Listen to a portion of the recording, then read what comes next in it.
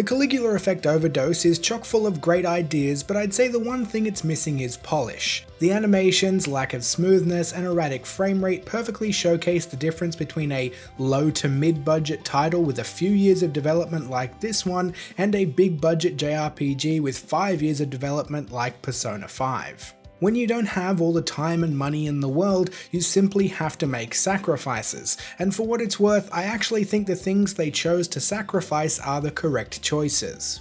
Playing on the Nintendo Switch has been a fine experience overall. There were several areas of the game where the FPS dropped noticeably under 30, but many other areas seem more or less unaffected. Handheld mode didn't impact frame rate versus docked mode, but I suspect that's because it's probably running at a resolution around 480p. It's definitely a lot blurrier in handheld mode, but I didn't feel like it detracted from the experience. It's a damn sight better than the original game on the Vita. This could all be tuned up a little in a launch day patch or something shortly after release, and seeing as the game is now running on Unreal Engine 4, little optimizations shouldn't be too hard to come by.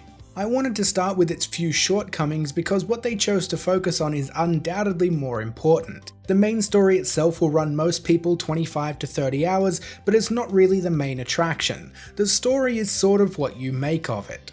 Individual character development and side stories for the gargantuan roster of characters could set you back hundreds of hours, but I don't think you are really meant to do all of it. That's why I said the story is kind of what you make of it. If you like particular characters, you can delve into them as deep as you want to go, and if you just aren't feeling some other characters, you don't need to do all their side content and you won't be punished for not doing it.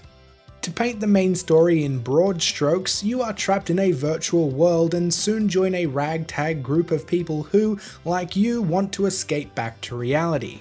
The issue is that the idol who created this virtual slice of paradise doesn't want you to leave, and the more pressing issue is that most people here are here by choice, and will do anything to help their precious idol who created this world. For most people, Mobius really is a paradise. We all have problems in our real lives, some worse than others, and rather than facing these problems, people escape from them instead. Almost everybody in Mobius would rather be in this virtual world than in the real one, and it makes for some damn compelling side content. Because that side content isn't repetitive tasks or random fetch quests, it's all about delving into the people's lives, learning about who they are in the real world and what exactly it is they are escaping from.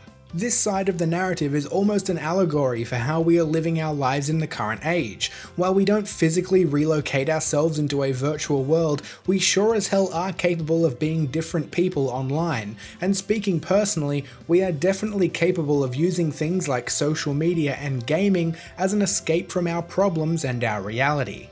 It's never as straightforward as you think though. It's not always about having an awful problem in your real life. Sometimes people feel that the only place they can truly be themselves is in Mobius. Gameplay revolves predominantly around dungeon crawling and, of course, battling. The dungeons don't have the most interesting designs in the world, but you can move through them pretty quick and you aren't forced to battle every enemy you come across. You can skip past plenty of them fairly easily. And speaking of easy, if you're looking for any kind of a challenge, I'd suggest cranking the difficulty mode up. I was playing on default and easily destroying enemies like 30 levels above me. This isn't actually a problem for me in the slightest. Battling is just a means to an end, so I don't care if it's quote unquote easy, but I know there are a whole lot of you out there who need to be punished to enjoy a game, and far be it from me to kink shame. The battle system itself is really interesting, a different take on turn-based combat where you get a simulation of how your chosen action is likely to play out before you lock it in.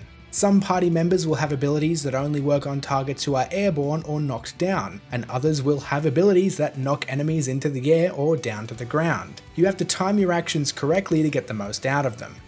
The other thing the game really has going for it is the soundtrack. Almost all the tracks are wonderful, and I love how the background music for a dungeon seamlessly morphs into a version that adds extra instrument layers and a vocal track when you enter a battle.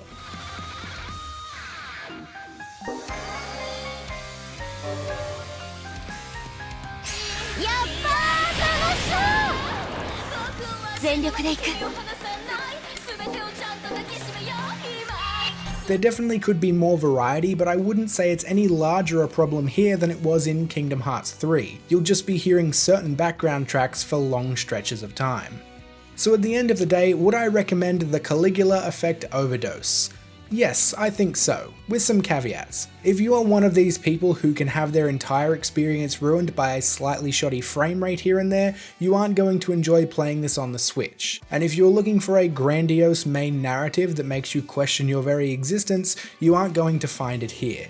What you will find is a multitude of broad and varying intimate experiences as you delve into the lives of countless characters and learn who they really are and why they chose to leave reality behind. If you like character-driven experiences, the Caligula Effect Overdose is the game for you.